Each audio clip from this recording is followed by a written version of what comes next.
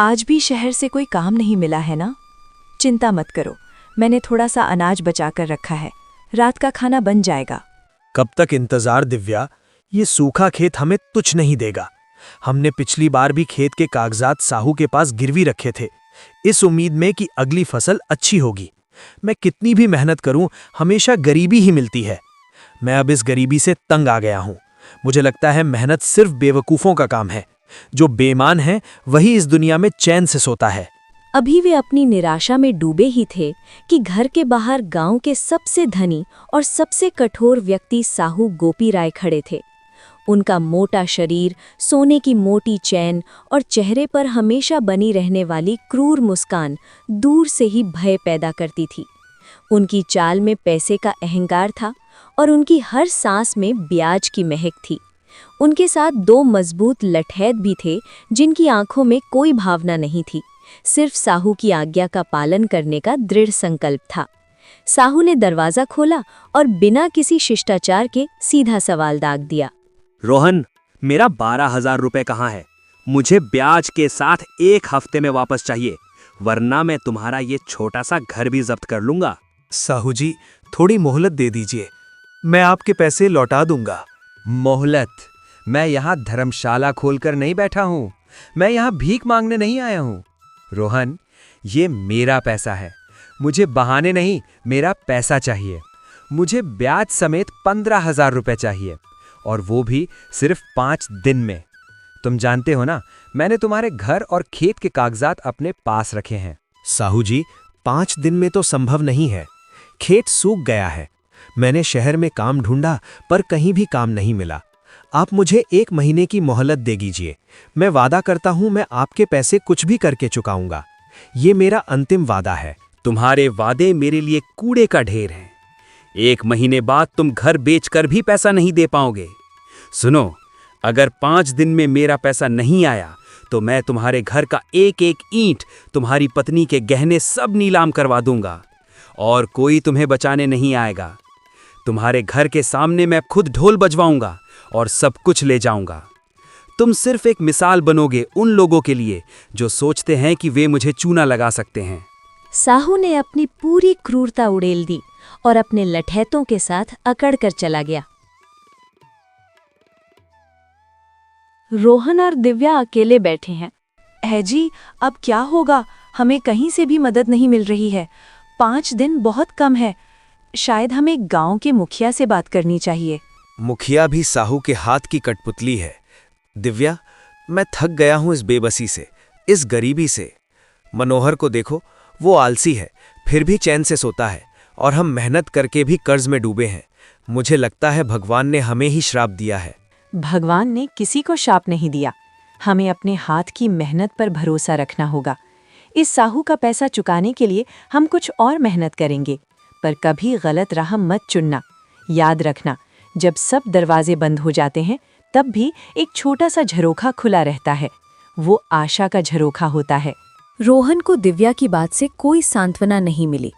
उसे लगा कि आशा अब सिर्फ अमीरों के लिए एक विलासिता है। उनकी बेचैनी इतनी बढ़ गई कि उसे घर की 4 दीवारी भी एक पिंजरा लगने लगी।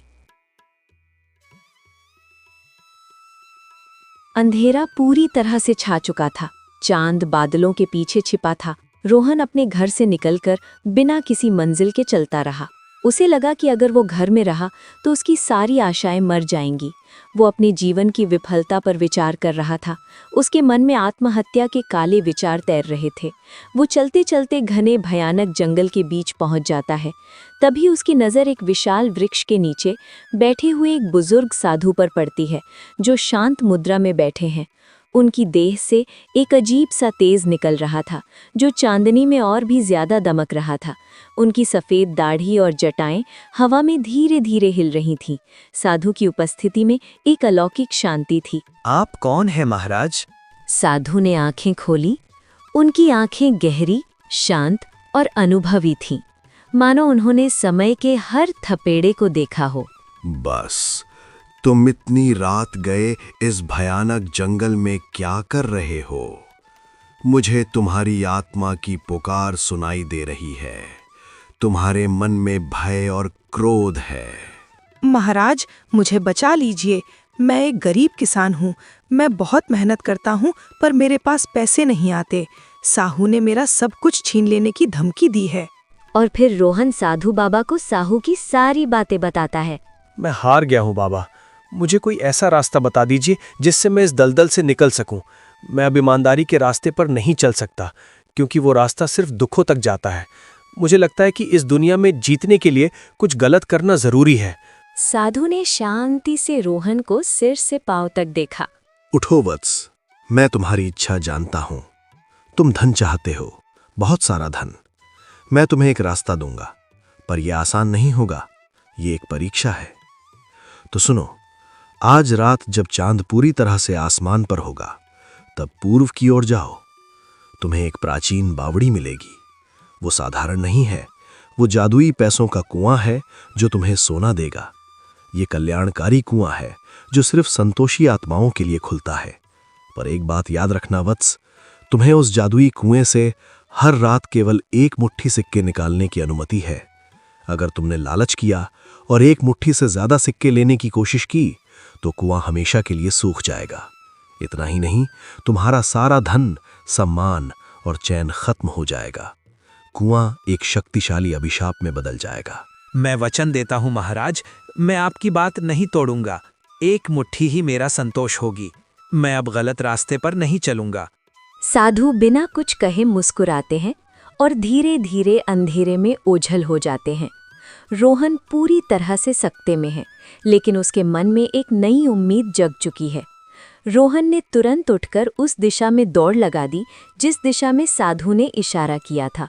उसे लगा कि जैसे उसे एक नया जीवन दान मिला हो। रोहन को पूर्व दिशा में चलते हुए लगभग 1 घंटा हो गया था। उसे पत्थरों से बनी एक पुरानी परित्यक्त बावड़ी मिली। उस बावड़ी के पत्थर इतने पुराने थे कि उन पर काई जम गई थी, लेकिन फिर भी वे मजबूत थे। हवा में मिट्टी की पुरानी महक के साथ एक हल्की मीठी खुशबू भी महसूस हुई, मानो जमीन के नीचे कोई बहुमूल्य चीज छिपी हो। रोहन ने रस्सी का सहारा लेकर कुएं में झांका। मशाल की हल्की रोशनी में उसे वो अविश्वसनीय दृश्य दिखा। कुएं के तल में सचमुच सोने के सिक्कों का एक विशाल ढेर जगमगा रहा है। वो सिक्के इतने शुद्ध थे कि रोहन ने अपनी पूरी जिंदगी में ऐसा सोना नहीं देखा था। ये तो अविश्वसनीय है। साधु बाबा ने सच कहा था। ये साक्षात वरदान है। रोहन साधु की चेतावनी याद करता है। वो सावधानी से केवल अपने मुट्ठी में जितने सिक्के आते हैं उतने भर लेता है और बाहर निकालता है। वो सिक्कों को चूमता है और तेजी से घर की ओर भागता है। अगले दिन सुबह रोहन उत्साहित होकर सिक्के दिव्या को दिखाता है। दिव्या की आंखें खुली की खुली रह गई। हे भगवान, इतने सारे सिक्के! ये असली हैं? पर रोहन, तुम पर यकीन नहीं हो रहा। ये सिक्के तुम कहाँ से लाए हो? रोहन ने दिव्या को सारी कहानी सुनाई, साधु से लेकर जादुई कुएं तक की, और सबसे महत्वपूर्ण शर्त के बारे में भी बताया। मैंने कुछ गलत नहीं किया दिव्या। ये एक जादुई खजाना है जो हमें गरीबी से बाहर निकालेगा। पर हमें दिव्या की शर्त याद रखनी होगी। हर रात केवल एक मुट्ठी। हमें बहुत सावधान रहना होगा रोहन। ये दौलत जितनी तेजी से आई है उतनी ही तेजी से जा भी सकती है। मैं बस यही चाहती हूँ कि तुम नैतिकता की सीमा मत लांघना। संतोष ही हमारी सबसे बड़ी दौलत है। और रोहन ऐसे ही हर रोज करता रहा। हर रात में एक मुट्ठी सिक्के निकालता रहा। अगले 2 दिनों में रोहन ने शहर के एक प्रतिष्ठित जौहरी अखीलाल को सोने के सिक्के बेचे। जौहरी अखीलाल एक अनुभवी और शक्की व्यक्ति थे। उन्होंने सिक्कों को कई बार परखा। रोहन, ये सोना बहुत शुद्ध है। इतना पुराना, लेकिन शुद्धता 24 कैरेट के करीब है। तुम गांव के गरीब किसान हो, तुम्हारे पास ये कहाँ से आया? ये मेरे दादाजी की पुश्तैनी जमीन में एक पुराने बक्से में मिला था। सूखे के कारण मैं मजबूर हूँ, इसीलिए बेच रहा हूँ। जौहरी ने रोहन के शांत आत्मविश्वास और शुद्ध सोने को देखकर भुगतान कर दिया। अगले दिन श्याम साहू का सारा कर्ज चुकाता है। साहू जी, मैं आपका कर्ज चुकाने आया हूँ। हिसाब कल रात ही हो गया था। 15,000 रुपए ब्याज समेत कल शाम तक का वक्त दिया था। तुम एक रात की देरी से आए हो, इसका हर्जाना लगेगा कम से कम 1000 रुपए, और अब मुझे 16,000 रुपए चाहिए। आप पहले इन सिक्कों को देखिए, ये सोने के सिक्के हैं। साहू चौंक कर सिर उठाता है। वो सिक्कों को अविश्वास से देखता है। वो सिक्कों को हाथ में लेता है, उनकी चमक और वजन जांचता है। साहू की उंगलियां सिक्कों की ठंडक और वजन महसूस करके कांप उठी। ये शुद्ध और पुराना सोना था। सोना? ये कहां से आया? तुमने चोरी की है क्या? मैं पुलिस को बुलाता हूं। तुम मुझे बेवकूफ बना रहे हो। चोरी? मैं चोरी क्यों करूंगा साहू जी? ये मेरी ईमानदारी से कमाया हुआ धन है। ये आपके 16,000 से कहीं ज्यादा है। आप हिसाब लगा लीजिए और बाकी के पैसे मुझे वापस कर दीजिए। तुम मजाक तो नहीं कर रहे हो? कल तक तुम्हारे पास खाने के लिए पैसे नहीं थे, रातों रात ये क्या जादू है? ये जादू नहीं है साहू जी, ये किस्मत का खेल है, और हाँ, ईमानदारी का फल है। मुझे मेरी किस्मत का दरवाजा मिल गया है। आप हिसाब जल्दी कीजिए। साहू ने तेजी से सिक्कों को गिना। उसके चेहरे पर लालच, ईर्ष्या और संदेह का एक अजीब मिश्रण था। साहू ने अनिच्छा से 700 रुपए रोहन को वापस किए। ठीक है, ये लो तुम्हारा बाकी का पैसा। पर रोहन, मुझे तुम पर यकीन नहीं हो रहा। याद रखना, आसानी से मिला धन ज्यादा देर टिकता नहीं है। मुझे पता लगाना होगा कि तुम कौन सा खेल खेल रहे हो। ये मुझे आसानी से नहीं मिला साहू जी। ये मुझे तब मिला जब मैंने सच्चे दिल से काम करने की ठानी। आप अपनी राय अपने पास रखिए, और हाँ, अब मुझे आपसे डर नहीं लगता। रोहन आत्मविश्वास से कदम बढ़ाता हुआ चला जाता है। साहू मेज पर पड़े सिक्कों को देखता रहता है और फिर चारों ओर देखता है। उसके मन में लालच और संदेह का टकराव शुरू हो जाता है। साहू गोपी राय उस रात सो नहीं पाया। वो रोहन की रातों रात हुई तरक्की का रहस्य जानने को बेचैन था। उसकी तिजोरी में रखे सोने के सिक्कों की चमक उसे परेशान कर रही थी। रोहन और दिव्या सुख चैन की जिंदगी जीने लगते हैं। उन्होंने सबसे पहले खेत की मिट्टी को उपजाऊ बनाया। उन्होंने खाद, नए बीज और सिंचाई के लिए आधुनिक उपकरण खरीदे। अगले कई महीनों तक रोहन हर रात एक मुट्ठी सोना लाता रहा और छोटी सी झोंपड़ी को आलीशान बंगला बना दिया। उन्होंने सबसे पहले एक जोड़ी स्वस्थ बैल खरीदे और खेत में दिन रात काम करना शुरू कर दिया। उसके काम में अब कोई थकान नहीं थी, बल्कि एक नया उत्साह था। श्याम ने अपनी खेती के तरीकों को सुधारा। रोहन ने अपनी तरक्की का उपयोग सिर्फ अपने लिए नहीं किया, उसने गांव के अन्य किसानों को भी सस्ती दरों पर खाद और बीज उपलब्ध कराए। धीरे धीरे गांव में श्याम का सम्मान बढ़ने लगा। जहां पहले लोग उसे गरीब और हारा हुआ मानते थे, वहीं अब वो एक सफल सिद्धांतवादी किसान के रूप में जाना जाता है। रोहन की ईमानदारी तो देखो। साहू ने तो हमें निचोड़ लिया था, पर रोहन ने हमें आधे दाम पर बीज दिए। भगवान उसे और दे, हैं? और उसका खेत देखो, सूखा खत्म होते ही उसकी फसल सबसे पहले लहलहाने लगी। मेहनत इसे कहते हैं। देखो इसे, कल तक कटोरा लेकर घूमता था, आज अकड़ के चल रहा है। जरूर कोई गलत काम किया है। इतना पैसा तो कोई भी मेहनत से नहीं कमा सकता। रोहन की यह बढ़ती लोकप्रियता साहू और मनोहर की आंखों में कांटे की तरह चुभ रही थी।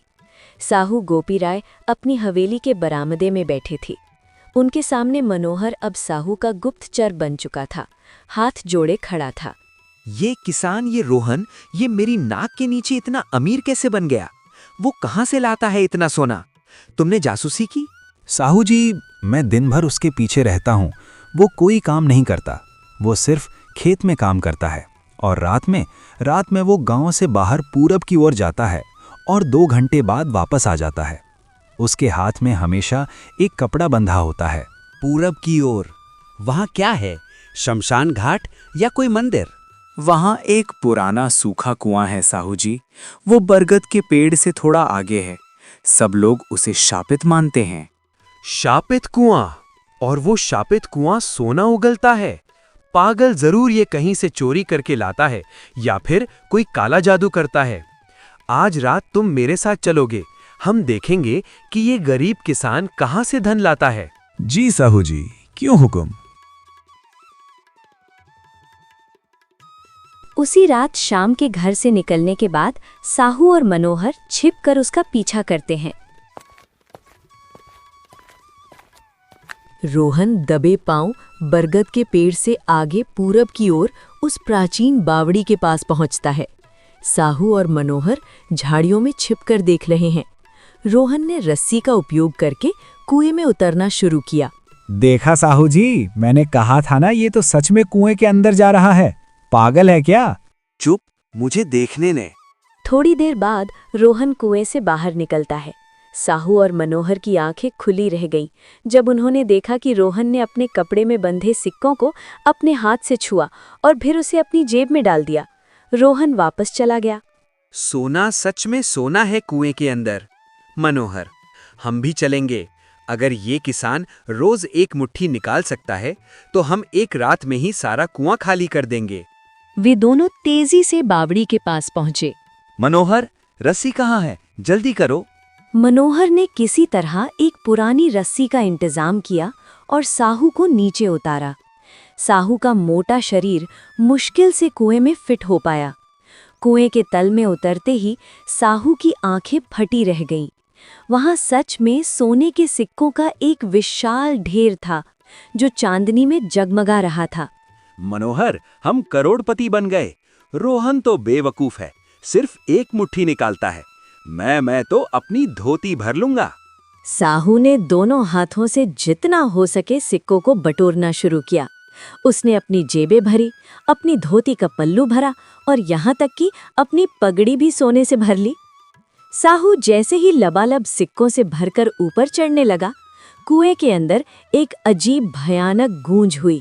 लोभी आत्मा, ये कुआं तुम्हारी अशुद्ध इच्छाओं का सेवक नहीं है। ये केवल संतोषी आत्माओं के लिए खुलता है। साहू घबरा गए। क्या हुआ? ये कैसी आवाज? कौन बोल रहा है? जैसे ही साहू ने कुएं की मुंडेर पार की, उसके हाथों में पकड़े हुए सारे सोने के सिक्के अचानक जोर से धधक उठे। सोने के सिक्के जलकर राख बन जाते हैं और साहू की धोती जल जाती है।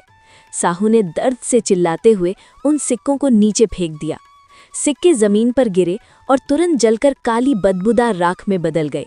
साहू ने देखा कि उसके शरीर पर जहां जहां सिक्कों का स्पर्श हुआ था वहां फफोले पड़ गए थे। राख? ये क्या जादू है? साहू जी, मैंने कहा था शापित कुआं है। ये सिर्फ रोहन को ही सोने के सिक्के क्यों देता है? ये शापित नहीं है मनोहर, ये उस किसान का कोई टोटका है। उसने जरूर कोई मंत्र पढ़ा होगा। मुझे उस कुएं का रहस्य जानना होगा। ये सोना अगर मेरा नहीं हो सकता तो उस रोहन का भी नहीं रहेगा। ये घटना साहू के लालच को कम करने की बजाय उसके क्रोध और ईर्ष्या को और बढ़ा गई। वो अब रोहन की बर्बादी चाहता था, ना कि सिर्फ उसका पैसा। उसी रात रोहन अपनी तिजोरी के सामने बैठा था। सिक्कों का ढेर उसे अब छोटा लगने लगा था। उसका मन, जो पहले एक मुट्ठी सोना पाकर शांत हो जाता था, अब बेचैन रहने लगा था। हमने कर्ज चुका दिया, खेत खरीद लिया, लेकिन ये तो बस शुरुआत है। मनोहर का बड़ा घर है, मुझे उससे बड़ा घर चाहिए। शहर में एक फैक्ट्री डालनी है। अगर मैं 10 मुट्ठी सोने के सिक्के निकाल लूं तो 10 दिन का काम एक रात में हो जाएगा। मनोहर उठकर कमरे में टहलने लगा। उसकी नजर रसोई में रखे एक बड़े तांबे के लोटे पर पड़ी। साधु ने एक मुट्ठी कहा था, ये मेरे हाथ की मुट्ठी थी। अगर मैं इस लोटे को अपनी बड़ी मुट्ठी मान लूं तो मैं शर्त नहीं तोड़ रहा हूं, मैं बस शब्दों का मतलब बदल रहा हूं। मैं सिर्फ 1-2 बार ज्यादा पैसे निकालूंगा, फिर रुक जाऊंगा। दिव्या कमरे में आती है और रोहन के चेहरे पर बदलाव देखकर चिंतित हो जाती है। जी, आप बेचैन लग रहे हो। सब ठीक है? इतना सब कुछ है हमारे पास, अब क्यों चिंता कर रहे हो? इतना धन, इतना सम्मान, क्या ये काफी नहीं है? चिंता नहीं दिव्या, मैं बड़े सपने देख रहा हूँ। एक मुट्ठी सिक्कों से हमारी तरक्की बहुत धीमी है, हमें इसे तेज करना होगा। मैं सोच रहा हूँ आज मैं एक मुट्ठी से थोड़ा ज्यादा निकालूंगा। ये वही लालच है जिसके बारे में मैंने तुम्हें चेताया था। साधु की शर्त को मत भूलो। उन्होंने कहा था, अगर तुमने लालच किया तो कुआं सूख जाएगा। उस कुएं के पास अपनी ईमानदारी को गिरवी मत रखना। ईमानदारी से तो हम अब तक कर्ज में सड़ रहे होते। तुम मुझे बड़ा आदमी बनते नहीं देखना चाहती। ये मौका दोबारा नहीं मिलेगा। मैं सिर्फ एक आध बार ज्यादा पैसे निकालूंगा, फिर रुक जाऊंगा। ऐसे किसी को क्या ही पता चलेगा। नहीं रोहन, यही लालच है। एक मुट्ठी सोना तुम्हें राजा बना सकता है, लेकिन अगर तुम लालच करोगे तो वो तुम्हें भिखारी बना देगा। साधु का वचन मत भूलो। एक मुट्ठी ही तुम्हारे लिए संतोष की सीमा है, उस सीमा को मत तोड़ो। रोहन दिव्या की बात अनसुनी कर देता है। उसके मन में लालच जीत जाता है। वो लोटा लेकर अंधेरे में कुएं की ओर निकल जाता है। रोहन वहीं बावड़ी के पास पहुंचता है। वो डरता है, लेकिन लालच उसे आगे धकेलता है। बस आज की रात, कल से मैं फिर से एक मुट्ठी निकालूंगा। रोहन कुएं के अंदर लोटा ले उतरा। उसने लोटे को सोने के सिक्कों से भर लिया, जितना ज्यादा हो सके। जैसे ही उसने लोटा भरा, जमीन जोर से कांप उठी। आकाश में बिजली कड़कने लगी। लालची मानव, तुमने मेरी शर्त तोड़ी। तुमने अपनी प्रतिज्ञा को सोने के चंद सिक्कों के लिए बेच दिया। तुमने अपने संतोष का अपमान किया। अब तुम मेरी शक्ति का सही रूप देखोगे। रोहन डर से कांप गया। उसके हाथ से लोटा छूट गया।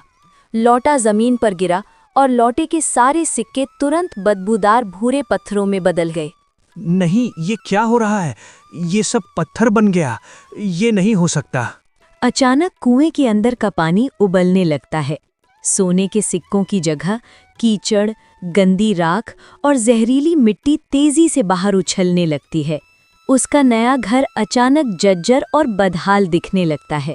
उसके सारे खेत की मिट्टी बंजर और कठोर हो जाती है। नहीं, ये नहीं हो सकता। हे भगवान, ये क्या हो गया? ये अभिशाप है। मैंने अपनी खुद की कब्र खोद दी। मैंने दिव्या की बात नहीं मानी। रोहन तेजी से भागकर घर आता है। दिव्या घर के बाहर खड़ी है। वो सब देख चुकी है। पूरा घर कीचड़ से सना हुआ है। दिव्या की आंखों में अब आंसू नहीं थे, केवल एक गहरी स्थिर निराशा थी। आपने ये क्या किया? मैंने मना किया था तुमको। तुमने अपने लालच से हमें फिर से वहीं ला दिया जहां से हमने शुरू किया था। हमारा सब कुछ चला गया। मुझे माफ कर दो दिव्या। मैं उस धन की चमक में अंधा हो गया था। मैं भूल गया था कि लालच की मुट्ठी कभी खाली नहीं रहती। वो हमेशा दुख और बर्बादी से भरी रहती है। मैं साहू से भी ज्यादा लालची हो गया था। अगले दिन सुबह गांव में हंगामा है। मनोहर और गांव वाले रोहन की बर्बादी देखकर हंस रहे हैं। साहू गोपी राय अपनी जीत पर खुश है। वाह रे सेठ जी, ये कैसा जादू था जो एक ही रात में कीचड़ बन गया? ये बेईमानी का फल है। तुम्हें तो ऐसा ही मिलना चाहिए था। साहू ने मुस्कुराते हुए अपनी जीत का आनंद लिया। रोहन शर्म और अपमान से सिर झुका लेता है। उसका सारा सम्मान मिट्टी में मिल जाता है। देखो मनोहर, मैं पहले ही जानता था कि ये चोर है। जो पैसा मेहनत से नहीं आता वो कीचड़ बनकर ही जाता है। अब देखो, ये फिर से मेरे पास कर्ज लेने आएगा। रोहन को अपने किए का पश्चाताप हो